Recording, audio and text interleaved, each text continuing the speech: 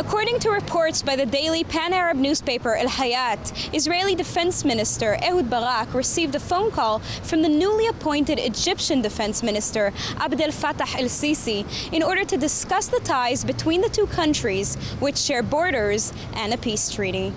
This would be the first time the two ministers speak to each other ever since the current Egyptian government has been formed, following the toppling of Hosni Mubarak's former Egyptian regime in the Arab Spring of 2011.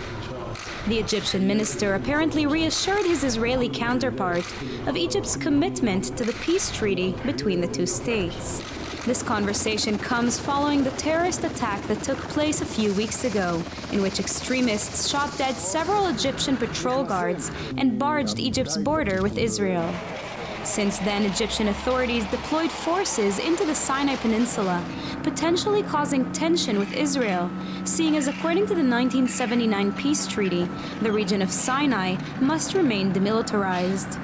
With political changes on the ground in Egypt, with the Muslim Brotherhood leader Mohamed Morsi voted into government, many feared that the delicate peace between Israel and Egypt would not last for long.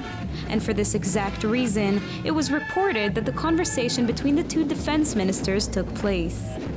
Additionally, 3 weeks after it was closed down due to the deliberate violence in the region, the Rafah crossing between Egypt and the Gaza Strip reopened this week.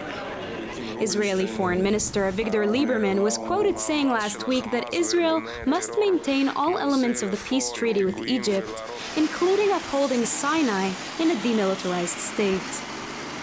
However, according to sources of Al-Hayat, Egyptian intelligence is conducting a high-level search for the terrorist cells in Sinai. Therefore, the forces, their military indeed moved in there, were solely for these purposes. And apparently, the government remains dedicated to their peace with Israel. For JN1, I'm Sivan Raviv, Israel.